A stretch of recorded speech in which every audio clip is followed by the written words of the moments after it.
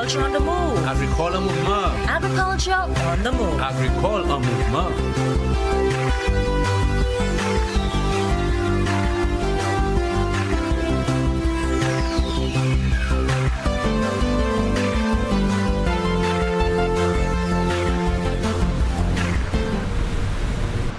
Good day, St. Lucia. Welcome to the program, Agriculture on the Move. My name is Philip Sidney, your host. Today with me is the Honorable Alfred Paul Prosper, who is the Minister with responsibility for agriculture, fisheries, food security, and rural development. And today we are here to discuss the ministry's achievements. Today he has to show slit because he has given a responsibility. Welcome to the program, sir. Good afternoon, Mr. Sidney, and always a pleasure to be here to discuss matters relating to the sector. The sector, as I know, and a lot of us know, it's a very important sector. Food security being paramount. And it's always a pleasure to speak to the farmers, the fishers, and everybody else in the agricultural sector. Definitely. My pleasure. Definitely. Welcome to the program. 4 years ago, or 4 years and 3 months to be exact, you were given the responsibility of such an important ministry to feed the nation and, of course, food security. What was going through your mind at that time? To be very truthful to you, I was not certain, but I knew if I had won my seat and I became part of the government, that agriculture would have been the ministry that I would have been given the responsibility to manage. And that is not to say that I knew before. I just had a mind based on what I saw among us in terms of the other parliamentary reps.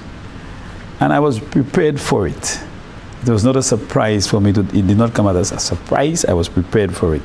Because I worked there 44 years and I clearly understood some of the challenges that we faced in that sector with regards to food security, our food import bill increasing year after year, the capacity within the Ministry of Agriculture in terms of, delivering of services to the farmers, the problems with the St. Lucia Marketing Board, and the bigger picture being the issue of climate change and how it impacts the sector. But my main focus was food security. I believe it is important for any country to be food secure, considering the importance of food, accessibility, nutrition, and all of what that comes with it. I believe St. Lucia was well poised to, work towards that. Although at the time we were already getting some assistance from the Taiwanese under the 7 Crops program, but I believe we needed more than that. So I knew I was walking into a ministry that had serious challenges, especially at the time we were not doing so well with regards to the banana industry. We had lost the wind fresh had collapsed, we lost the shipping line, our ripening facility in London was sold, and it was like wanting to know where we are at the time and where we wanted to go. And I remember going to London very early to meet the buyers of our bananas, to indicate to them the importance of that industry and how important it is for us to continue exporting our bananas to the UK, because we know that has been one that has happened for decades, and it contributed a lot to our farmers' livelihoods, the development of our country, education of the farmers, children and so on. And we know the importance. So I went up there and we met the people and we were able to resume exports, although we were faced with serious challenges as a result of the COVID and the whole shipping and a lot of issues associated with COVID. Unfortunately, it came to an end after 3 months of exports. But the sector remained and continue to remain alive, and our farmers continue to be resilient in spite of the challenges that they face with natural disasters, unavailability of market, low price for the produce, not being able to, get the monies when they sell to the hotels. There were a range of challenges, pest and disease and so on. And I sat with my team, and I'm sure you can remember every time I speak, I would not speak to my team and not mention food security, because I believe that was the focus for the ministry and the government moving forward in terms of ensuring that we are food secure. We saw the reduction from 10,000 acres of bananas in the 90s to just a little over 2,000 in recent years to now. Farmers in banana farmers close to 10,000, now just about 500. So it has shown that there have been tremendous changes that have taken place in the sector. And I think now, when I came in, my goal was to transform it. My goal was to ensure that we continue to keep our farmers happy, to avoid demotivating them. But we saw a trend where the aging farmer population was somewhere in the 60s and 70s, and there was an urgent need to attract young people in the sector. Every meeting I attended when I came in as minister, our farmers were challenged or constrained by unavailability of inputs, high cost of inputs. And I saw the importance of assisting them. And this is why, under the World Bank project, we provided farmers with a range of assistance, from fertilizer to farm labor to greenhouses, seeds and pesticides and drainage, and a whole range of support that we are still providing very recently, where we provided them with some weedicides or herbicides, if you call it, under the World Bank. Okay, so let's zero in on bananas. Bananas. Okay, because that's where we are, banana and plantain, because plantain farmers are very, very important in the sector. If you realize the consumption of plantain in Central is very high, and of course they export. So under the UBEC project, which is the World Bank project, Unleashing the Blue Economy of the Caribbean, tell us about that project and what the assistance given to farmers under that project. Well, that project was a $10 million US project that was aimed at providing assistance to the stakeholders in the sector to help address the food insecurity problem emerging as a result of COVID. Because after COVID, we had a whole range of issues. The cost of fertilizer skyrocketed from the small 50 kg bag, well, that was going for $48 a bag, went to like almost $80, and the 100 pound bag went to 100 plus. And I went to the cabinet, I engaged the Prime Minister, and thankfully for him, we were able to get some funding available to subsidize the cost of the fertilizer. So we were able to reduce the cost from 75 or 80 down to somewhere around $50, and we reduced the price that was for the 50 kg, the 100 and 100 pound bag, from $105 to like $75. And we did that because we felt it was necessary to provide farmers, especially banana farmers, with that level of support, in keeping with our goal of ensuring that we produce a top quality fruit, that's bananas, at a consistent level. Because we wanted to maintain the market, and that's why we were able to get the NFTU some level of support in the sum of $3.8 million to help provide the assistance necessary to the farmers and to ensure that we are ready for the UK market. Because when I came in 2019, in 2021, we were not exporting bananas to the UK.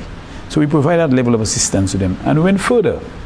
When we had, in 2023, Hurricane Thomas, we had a hurricane in June of 2023, and we were able to provide $2.4 million of support to the farmers, because we had 75% approximately of the agricultural sector was devastated by that tropical storm.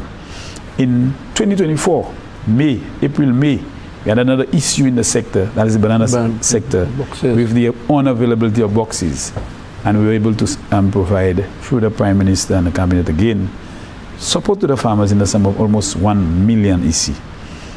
Last year, or earlier this year, as a result of the black cicator disease that spread throughout the sector, both banana and plantain farmers were able to provide further support to the farmers of 1.8 million EC dollars. Now that sector, the plantain and banana sector, subsectors, are very vulnerable, especially to natural disasters like hurricanes and wind and so on. And I felt that it was time for us to take concrete action to be able to protect those farmers who have been working hard every day in the field, but when they are ready to harvest their fruits, there is always an issue with unavailability of markets, low price for their fruits, or natural disaster destroying their hard work. And thankful to the government of St. Lucia, again the Prime Minister, and his support for the industry made available 1 million EC dollars that was used to provide insurance coverage for all our banana and plantain farmers. So in the event there is any natural disaster, I'm hoping that there is none this year, but in the event there is, our banana farmers, our plantain farmers are covered. So that started this year because there was the launching of that program. Yes, we launched that program sometime in July, August. Yes, July. And so effective May, this program is in effect for one entire year. We are hoping that in the coming budget cycle, we will be getting an amount to continue the program. But what I want to do is to expand the coverage, not only for banana and plantain farmers, but to our livestock farmers, our fishers, our agro-processors, our vegetable farmers, and everybody in the sector. But for that to happen, we want to be able to ensure that the government provides some of the funding or part funding, but we want to ensure that the other persons in the sector make a contribution so we can widen or expand the program so everybody in the sector can be covered. It may take a little time, but we are starting with the banana farmers. They are more vulnerable than the vegetable farmers. They are. The yam farmers and the vegetable farmers, they are less vulnerable. Not that I'm saying that they do not get affected if there's a natural disaster, but the banana farmers, especially wind, can cause the collapse of the trees in quick time. And they have to wait a long time, like 6-7 months before they can. Then we have the black cicator problem that during the rainy season is very prevalent. And we were able under the program to secure thousands and thousands of gallons of the black cicator. 74,000 liters. 74,000, yes. And we are providing this from the farmers from January, free of charge. And I was told that we have that oil-based material here until the end of the year. So I'm happy for the farmers. They don't have to buy. And you know, some of them, the limitation, if they were supposed to get 5 gallons, they can only afford 3 gallons. It means that the entire plantation will not get the level of coverage. But I'm happy that we are providing sufficient quantities to allow them to ensure that they cover the entire field. And from what I'm getting from the BMU, we are seeing most of the banana and plantain plantations are in a healthy state. Yes, they are. And the quality of the fruits are at a very high. And we are hoping that the farmers can benefit from it income-wise by being able to sell. Yeah, but in addition to that too, there were more assistance given to those farmers. Yes. They were given 22,000 bags of fertilizer was given to the farmers. Blue diethane, 447, sleeves. Were given. Weedicides, right? 9,000 liters were given. Okay. And still have nematicides of ideas, 2,000. Yes. So there's a lot was given. So that would boost production. But that has boosted the production to an extent, But the farmers continue to say that when they get to that level of production, they've not realized or be able to benefit in terms of the income. Because during that time, a natural disaster would strike and they would not be able to reap the benefits of that. But that is something we have no control of. And I'm just hoping that we can continue to work with our farmers to build resilience. And so the disasters or the hurricanes or whatever natural disaster would minimize the level of damage. And the insurance has done well. I'm hoping that the insurance will help compound and build more confidence in them, so that the government don't have to always find the resources to provide assistance. But that can happen in conjunction with the insurance that will help farmers to get a quick recovery after a storm or suffering damage from a storm. We also mentioned the silting of the main drains and the on-farm drains in the Roseau, in Cul-de-sac, Maki, and these places. Denver Valley. Yeah, and quite a few farmers received. Yes, so under the project, almost $1 million EC was spent to desilt those main rivers, or what you call watercourses, because those rivers had not been silted for maybe more than 10 years. And those rivers are the main rivers that provides irrigation water to those farmers. But because of the level of erosion, landslides that have been occurring during those natural disasters, there has been a build-up of silt in those rivers. And when you have heavy rains, you have, quick flooding, and it causes damage to the farmers and so on. And it was good that we were able to do some of it, although we could have done a lot more, because there are lots of other areas that could have received the attention. But I was happy that we did Maki and we did some parts of Roseau and Mabio Valley. Now production seems to be coming back. Okay, the next problem we have on our hands now is marketing. Where are we? Because I go around and I am getting the information out there on the ground. So now production is on the increase. What's happening to the marketing of the bananas? I know regionally they've been marketing to Barbados, Trinidad, and these places. So where are we now? Well, the market, as I said, has always been available in the region. We know NFTO is exporting to Antigua. We have another exporter going to St. Kitts. We have exporters going to Barbados, and that is Octavian and CJ and Faisal. And we have Rajim and some others going to Trinidad. We have also been getting requests from St. Thomas, but with St. Thomas, because of the route that the shipping line uses, it does not allow us to be able to access St. Thomas. Up to recently, about 2-3 months ago, we got requests from St. Martin. And I really wish that we would able to tap into those markets and take full advantage of them. As I said, one is the shipping line, because we do not have a vessel within the region, and it's unfortunate, that can move our bananas, our plantain, and other produce to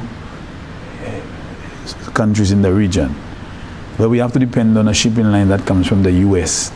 And the time it takes for the fruits to move from here to the US, maybe 7, 10, 11 days. Whereas if we had our own vessel within a region, it could have gotten there in 3 days, 4 days, 5 days. So that's something that we have to work on. But what is most important to me, that I think is causing or has potential problems that can affect the industry and our markets, is the fact that you have about 7 exporters, but they are not working under one umbrella. So you have NFTU, you have Rajim, you have CG, you have the others, and they are moving. They're competing with each other? Yeah, more or less. I wish we could get them to operate under one umbrella and focus on the market. Marketing. So if our market weekly requires 10,000 boxes of bananas, Where they fall short, they can come. where they fall short, they can pick up from this one where they fall short. But we know that the supply is available, and it's not like one person getting from the farmers and do not care about The rest. the others that are exporting to another country. I have spoken to them. Every time I engage them, I try to find a way to get them together. And I believe for a small country like St. Lucia, that would be the best approach. You know, the times we had SLBGA, the farmers said it was run by the government, and the farmers indicated that they wanted to run their own industry, and there was And that's why it went haywire. yes, and change. But now it has, we've seen the need for us to make it happen, and I'm meeting them very shortly to discuss that. But that is what I would like to see. So if CJ has 100 boxes, and FTU has 100 boxes, Faisal has 100 boxes, whatever, we come under one umbrella and we export. Yes, right. Correct. That is why it's important to have one top quality fruit. Yeah. And so there will not be any fear. Let's say regime may be worried about NFTO fruits because of the poor quality, because you want to ensure that you maintain a standard. Regime will say, hey, St. Lucia, all our farmers, we want you to produce a top quality fruit, and we are going to export to other countries. So, like you said, where regime falls short, NFTO you can say, you're supposed to be sending 1,000 boxes to Trinidad, you short of 200, get the 200 from us. And it ensures consistency. Consistency, because you want you, and this is why the Dominican Republic, I think, Yes. they are now sending the bananas to the Caribbean, Yeah, Trinidad. to Trinidad, to Barbados, and I believe it is because the quality is one that maybe is questionable, And the consistency is, and if you have a business, let's say in Barbados or Grenada or or Trinidad, you don't want to wait 4 months, 4 weeks, not getting fruits or bananas from a particular country. You would want to ensure that you get it from another country. But if that country is consistent and they have the You'll quality, stay there. they will always increase the demand from that country rather than depending. And this is why it's important for us to come together to, make it happen. But I feel for the farmers because I hate when I see the farmers are taking the fruits to the depot, whether it's NFT or wherever, and they cannot sell the fruits because NFTU has one market and may not have enough fruits, or has markets and they cannot meet the demand. At the end of the day, the farmers are the ones to suffer. And then we have encouraged them to produce. Yes, we have created the environment for them to produce. We've given them the support. All the support, and they've done it. So now they can say. So that is very. But there's another point I think you have to stick in there too, because I believe it's years now we've been asking and we're looking forward to the 1 banana a day for a child at school. Yes. If that market is penetrated, that will be a lot of bananas that can be sold locally. Yeah? Well, that has been approved by Cabinet, and it's just a matter of the Ministry of Education to put it in place. But that was presented by the Minister for Education for the 1 banana a day.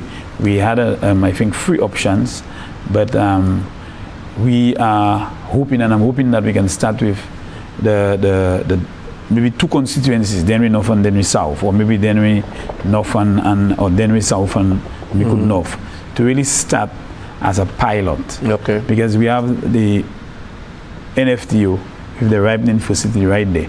So if, let's say, it's 80 boxes or 100 boxes per week, NFTO has the capacity to be able to put this through the ripening process at the facility, and then we can expand it as time goes by. But it has been approved at the cabinet level, and we're hoping that it can be implemented. As we speak, propagation station has plants available for sale to the farmers, and they should know that. Eh? Yes. I think they have Valerie and William varieties at $2 per plant. If you buy in less than 100, from 100 up, you pay $1. Okay. And they are very healthy plants. I encourage our farmers, and you don't have to be a farmer. If you want 5 plants, you can just go to the propagation unit to purchase. We have quite a bit available, and they are growing very quickly. So I'm appealing to St. Lucians who may be interested in buying banana plants to visit the propagation station at Union, where you can purchase your banana plants $2 or $1, depending on the amount you are purchasing. Vegetable production. moving fast because the program going very quickly. A lot of support was given to the farmers in that regard, especially in the UBEC project. Tell us about that. Well, again, the banana farmers, plantain farmers receive support, but the vegetable farmers also receive support. And they also got fertilizer, they got lime. We just established about 46 greenhouses for the vegetable farmers.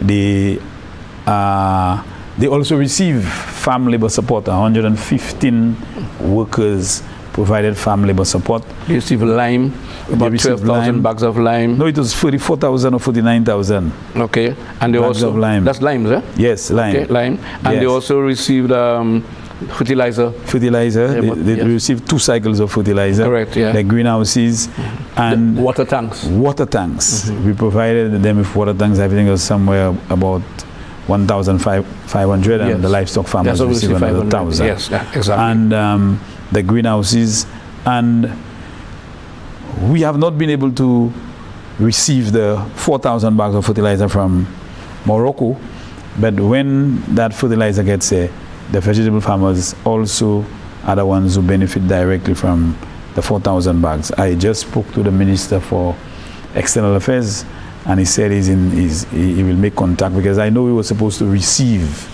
those that fertilizer every year, but for the last 2 years we've not received. And I suspect last year we did not receive because we were already providing farmers with fertilizer under the World Bank project. But that is a very important sector as well, vegetables, and I'm very happy that the marketing board received some funding from a loan from the I forget the name of the bank, Yeah, they received a loan of $1.5 million, and so now they've increased their purchasing quantum from the farmers, and they're now paying farmers within 5 to 7 days, unlike before when they would have to wait months before they get. So we've seen an increase in production in the sector. We are actually putting together a food production plan for the Ministry of Agriculture, and that is for a period 2025 to 2030.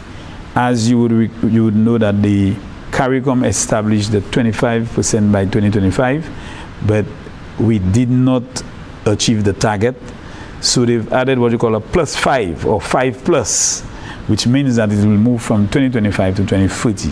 So our food production plan is in line with CARICOM, and we are hoping that by 2030 we will be able to achieve our 25% reduction. We're focusing a lot on cassava, ginger, sweet potato, yams. One thing I can tell you is that we are going to expand the plantain subsector by 400 acres, and we are hoping that with the farm labor allocation that we receive for 2025-2026 in the sum of $600,000, we will be able to engage farmers directly to provide farm labor support. But it's going to be done differently to how it was done under the UBEC program. Under the UBEC program, we provided the labor directly to the farmers. The farmers did not have to pay 1 cent but to receive the labor. But we experienced our own challenges, and there were some lessons learned. But what we want to do this time is to say to a farmer, the farmer makes a request for farm labor, but that farmer may already have 2 laborers on his farm, or a farm, 4 laborers. We will encourage the farmers, that farmer, to keep his laborers. But let's say his weekly wage total was $1,000. We'll stop you there because we're ending the program, the first phase. So we'll continue the program on the second leg of the program. You've been watching Agriculture on the Move. Thank you for viewing the program, the first sector of the program. We're moving into the second phase pretty soon. I'm Philip Sidney saying goodbye and see you in the second phase.